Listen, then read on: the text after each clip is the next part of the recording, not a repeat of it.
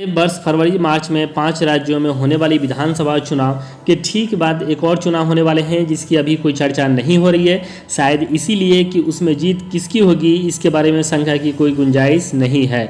वह चुनाव है भारतीय गणतंत्र 15वें राष्ट्रपति का चुनाव। वर्तमान राष्ट्रपति रामनाथ कोविंद 24 जुलाई 2022 को सेवानिवृत्त हो जाएंगे। हालांकि संविधान में ऐसा कोई प्रावधान नहीं है कि कोई भी व्यक्ति को उस पद पर दोबारा न चुना जाए, पर 5 साल के कार्यकाल के बाद राष्ट्रपति को सेवानिवृत्त की एक परंपरा सी बन गई है। भारत के प्रथम राष्ट्रपति डॉक्टर राजेंद्र प्रसाद ही लगातार 2 बार इस पद पर चुने गए थे, उनके बाद किसी और को ये सौभाग्य प्राप्त नहीं हुआ है। वैसे गोविंद अब तक के इकलौते गैर कांग्रेसी राष्ट्रपति बने। भारत के 11वें राष्ट्रपति डॉक्टर APJ अब्दुल कलाम भी गैर कांग्रेसी थे, पर उन्होंने वाम दलों को छोड़कर अन्य सभी दलों का समर्थन प्राप्त था और उनका चुनाव सिर्फ सांकेतिक था। वर्तमान सरकार अगर चाहे तो इस परंपरा से हट भी सकती है, पर इस बात की संभावना कम ही दिखती है। गोविंद को फिर से एनडीए का उम्मीदवार घोषित किया जाएगा। वैसे भी मोदी ने एक अलिखित नियम बना दिए हैं कि 75 वर्ष से अधिक आयु के नेता को पद नहीं दिया जाएगा।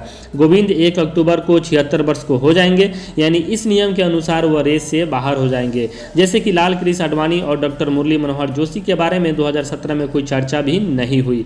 अगला राष्ट्रपति भी एनडीए से ही होंगे। 2017 के मुकाबले एनडीए की स्थिति और से दृढ़ हुई है, इसलिए एनडीए जिसे भी इस पद के लिए मनोनीत करेगा उसकी जीत पक्की है। सवाल सिर्फ यही है कि कौन बनेगा भारत का अगला राष्ट्रपति। इस सूची में सबसे पहले जिसका नाम हो सकता है वो है वर्तमान के उपराष्ट्रपति वेंकैया नायडू पूर्व में बीजेपी के राष्ट्रीय अध्यक्ष रह चुके हैं। बीजेपी और मोदी सरकार में मंत्री भी रहे।